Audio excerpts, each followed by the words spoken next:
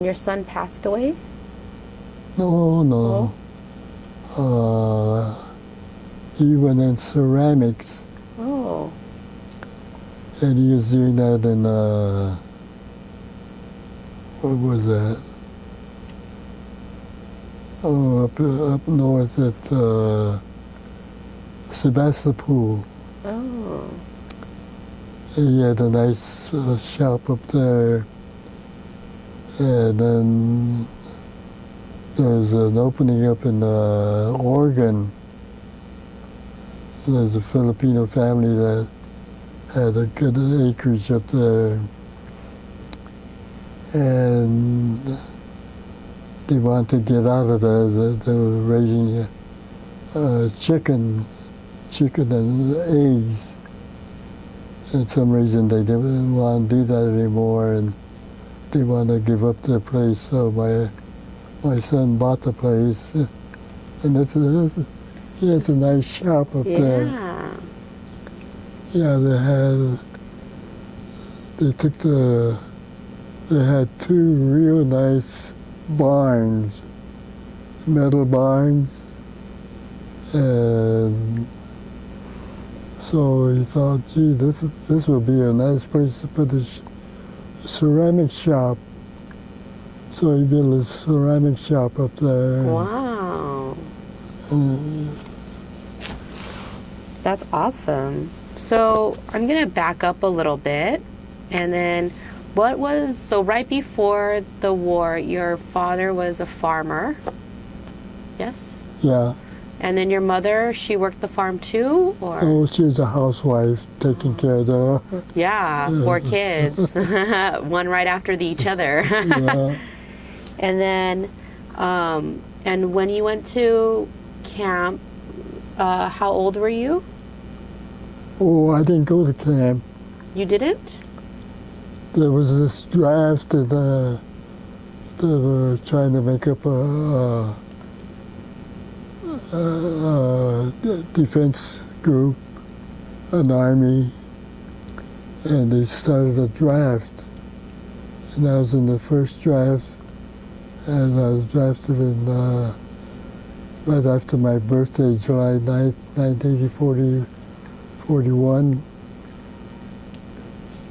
And it was a compulsory draft for 1 year. And so I thought, well, I like to get my year over with, and then the war started on December the 7th. Where were you sent to? Where were you Oh, sent? my draft board was Monrovia, and from there we went to Fort MacArthur and took our basic training up in Camp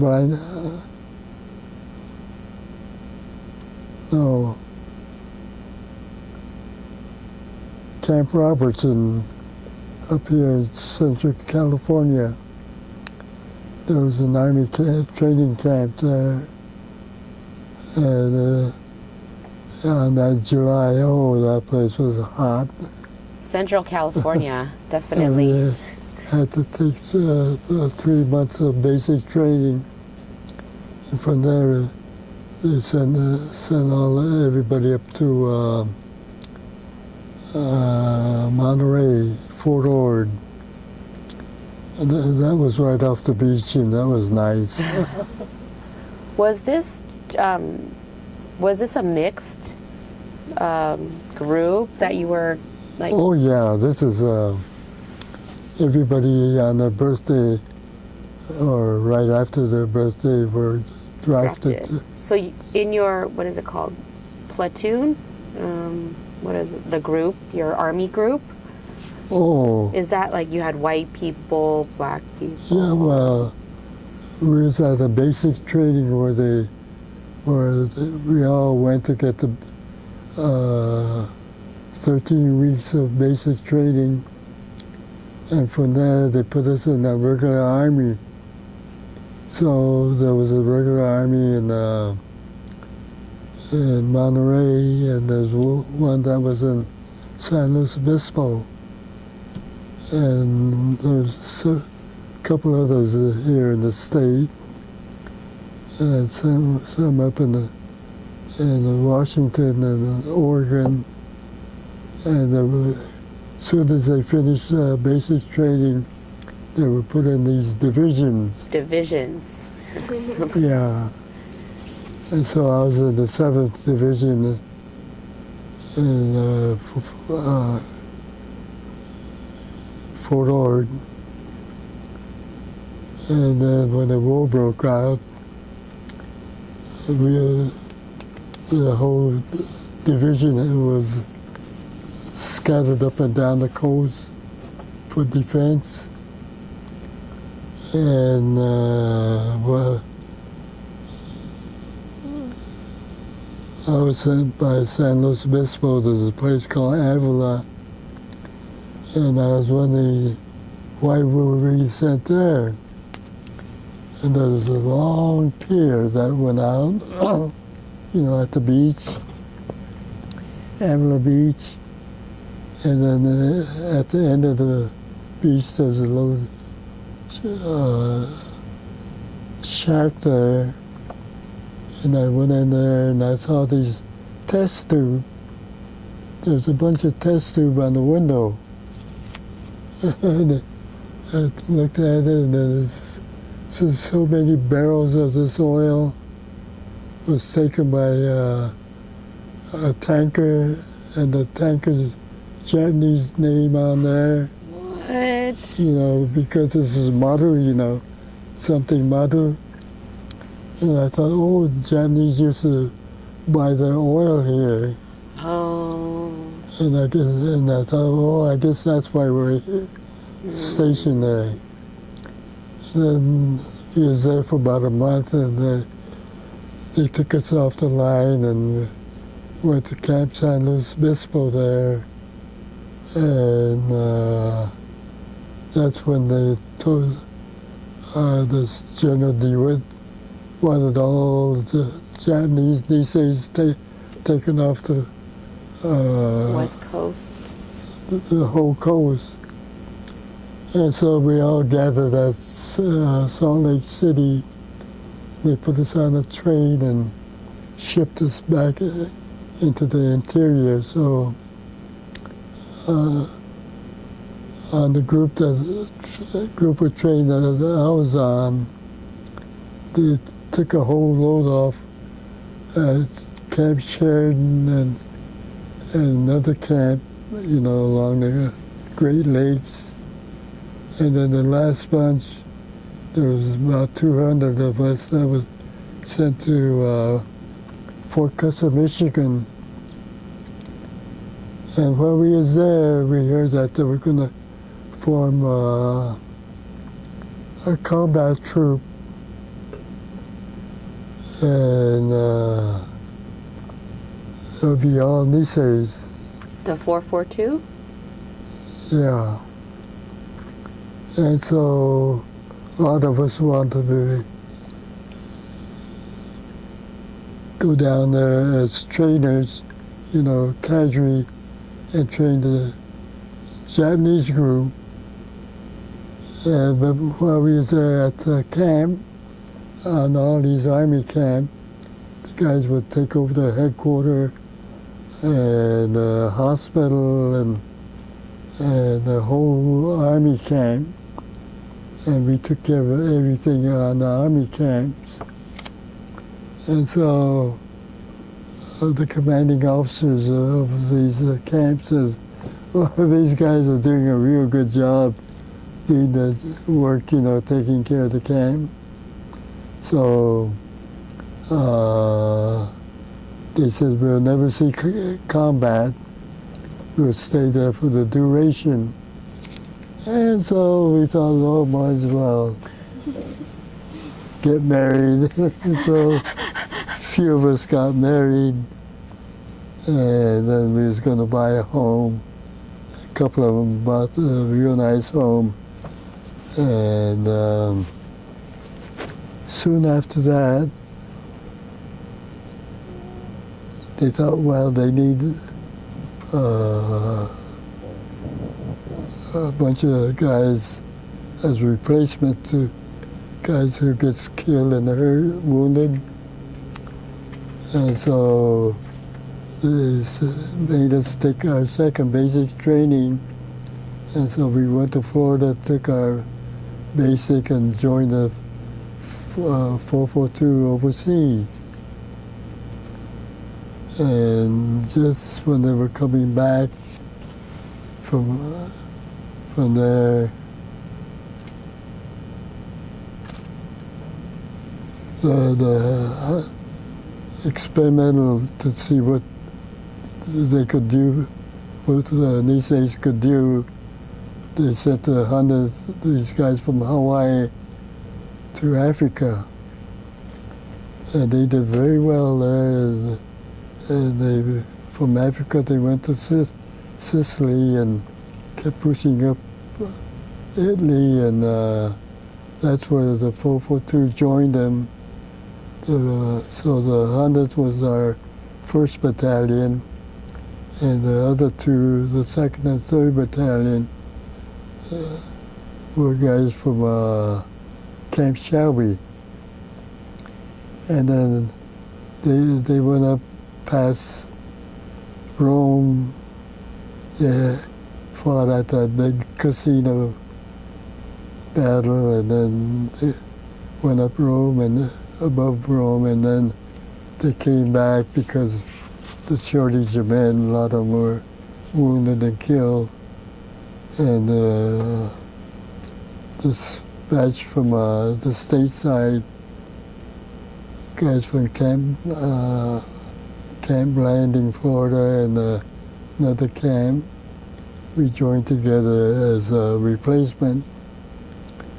And so we joined them in Italy, and from there we went to southern France, and they shipped us up to the North France. That's when we first saw the battle. And you heard the rest of the story. I guess you've heard a lot of that, so we won't go into that. But when I was there, it was a good experience. I was in E Company, the same company Daddy Noah was in. Wow. And then it was real cold and wet and cold, and I had bronchitis. And so they sent me as emphysema and bronchitis. So they shipped me to, they sent me to the VAC hospital. The hospital is in the rear of the front line. And at that time, there was this Lost Battalion group. Mm-hmm. From Texas. Yeah. So I was on my way up there for that Lost Battalion, and then with this bronchitis and emphysema, I began to cough. And the guy says, "Hey, who's coughing up there?" So, try to keep quiet now. And I could hear this medic coming up, and every now and then I had to cough, And they pulled me out of the line. And that night while I was at the VAC hospital, there was a bunch of guys coming in, And so I says, if you need a bed, they could have my bed. I'll sleep out in the open there. So I got a blanket and slept in the open. And from there they sent me to a place as a resort. a hot spring resort. They said, well, if you take a lot of hot bath and everything, it might help you. So I was there for a few days, and I felt real good. And I said, I want to go back, join the outfit.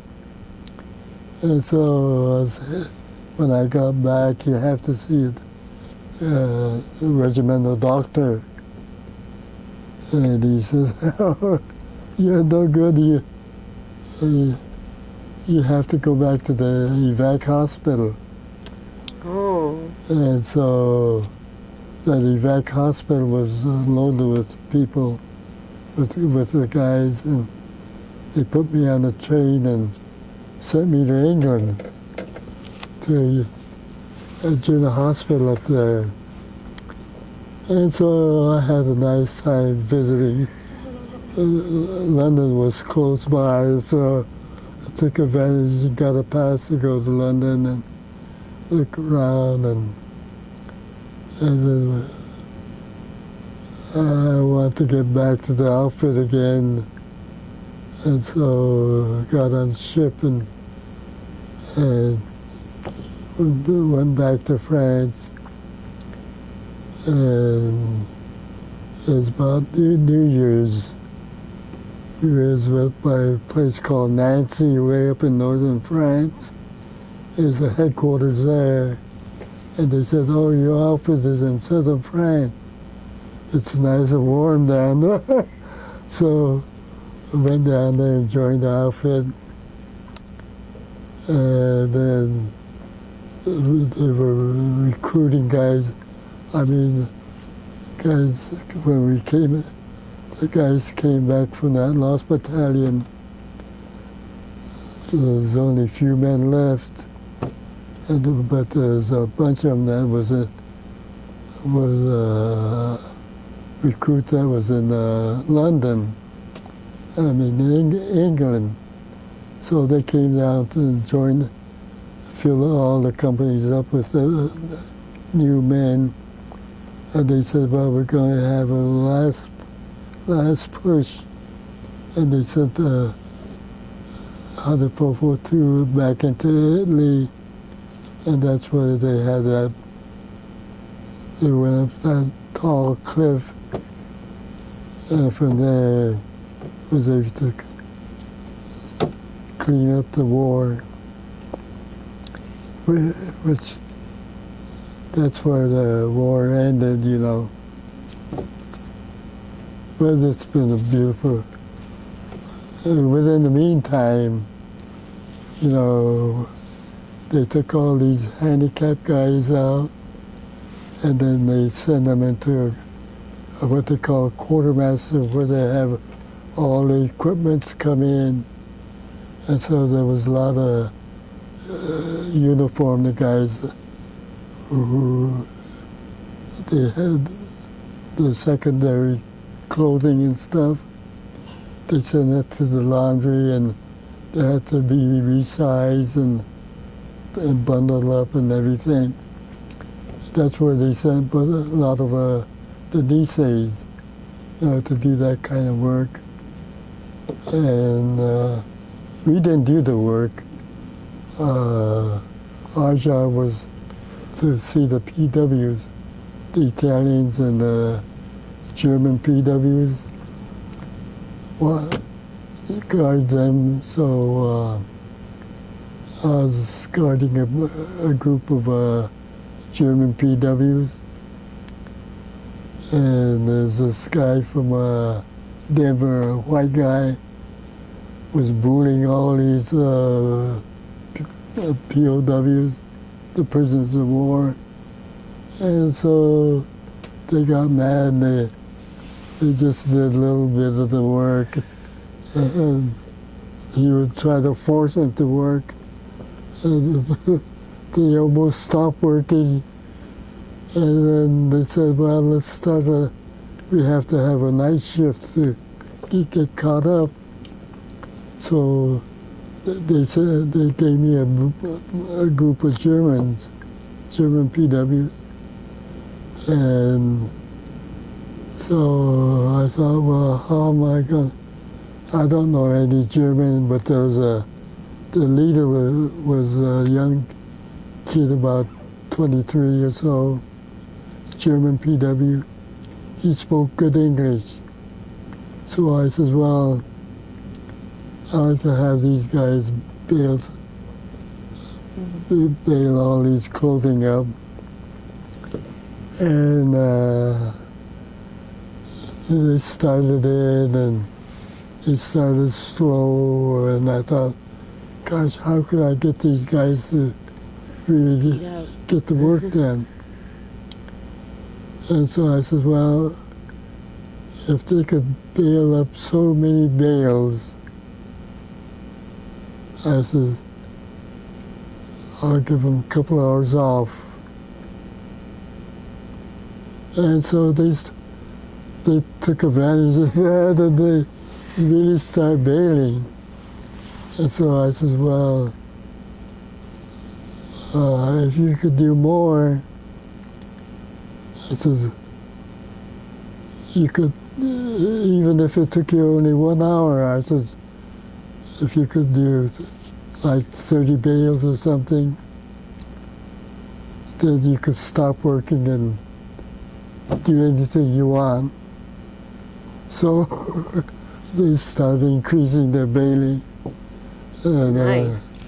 And the officer in charge says, hey, how'd you get all these guys to do all this work? I said, I don't know. I said, they're good men. And so I enjoyed myself there, and the regular GIs used to come in, and they wanted some kind of a new uniform that looked like officers' blouse and everything. So I said, well, help yourself. And the guys used to come in and bring me a flat of beer, you know, and I would take one for the interpreter and one beer for myself. And I said, give this to the PW. Wow. And then that really broke the ice. They started really working. But instead of putting in a whole night, work about 4 or 5 hours, and then the rest of the time, they get up on top of the bales, go to sleep, or play cards. A lot of them, they were good students, and guys used to make a math problem, and the guys used to try to solve the math problems, you know, and they spent their time having a good time that way. And all the PWs wanted to get on the night shift because they heard they were being treated well. That's the best experience I think that I had. Plus, from there we went to Germany and went to a place called Nuremberg and Munich and all. And they took us up to what they call the Eagle's Nest, Hitler's hideout way up on top of the Alps. A beautiful place. It overlooked the whole valley. You could see the big, there were a lot of castles up there, you know.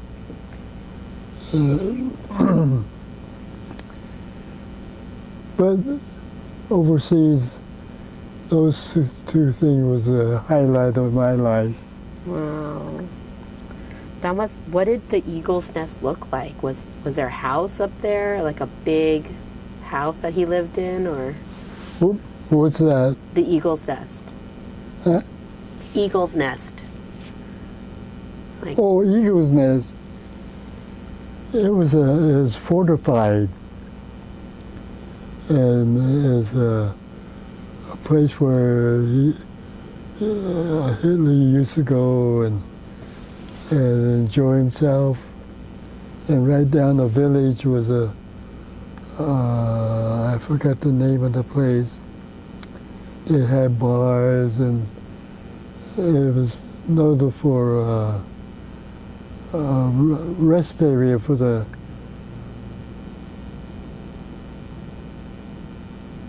top officers for the German army. They used to go down there and enjoy themselves. And so it was a nice place. We went into the bars and all. Wow, what an experience. So while you're having this, experience in the army and in Europe, your brother, was he also your brothers, were they also in the army? My oldest brother took care of my parents. And my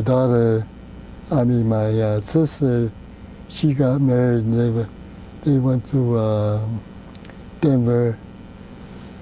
And there was a husband who went to the MIS school there. He is a Kiwi, and being a Kiwi, he did a lot of work in the office there. And then my younger brother, he was at Gila, and he heard that the nieces were having good time, in the army. Right after the war, we was free to go any place we want. And so we used to go in town, Battle Creek, Michigan. That's a breakfast town. The breakfast food you have, and Kellogg's breakfast food.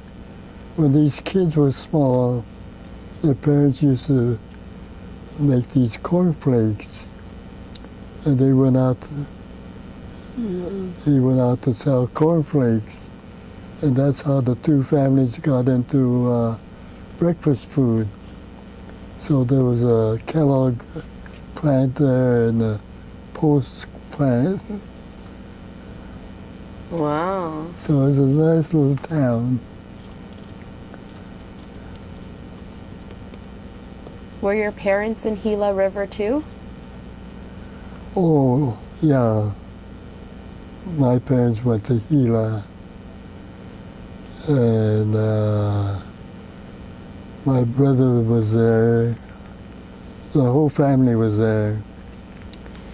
And Shiz, he thought, gee, he likes to get into the, volunteer to go in the army. But he didn't want to go in the infantry, but he heard that there were this MIS, military intelligence. So he asked one of I think it was John Isel, and said, well, if I pass the test, he went to Japanese school here, but we went there to play ball, not to study Japanese. We thought, oh, we don't need this language. But anyhow, he says, if I pass this test, could I get in MIS? He says, yeah. So he studied, he got that Japanese dictionary and everything, and he learned how to write the I wills, and then picked up the kanjis and so on. And he went into the MIS and went to South Pacific. And then he came back, and he thought, gee, I'm going to go back into the Army. This civilian life is kind of tough. So there was an opening for something, but he had to go to school. And he went to school for about 3 months and got into that. And he did very well in there. And so they gave him a choice to either go to Las Vegas or Hawaii. Hawaii. Yeah. Did he go to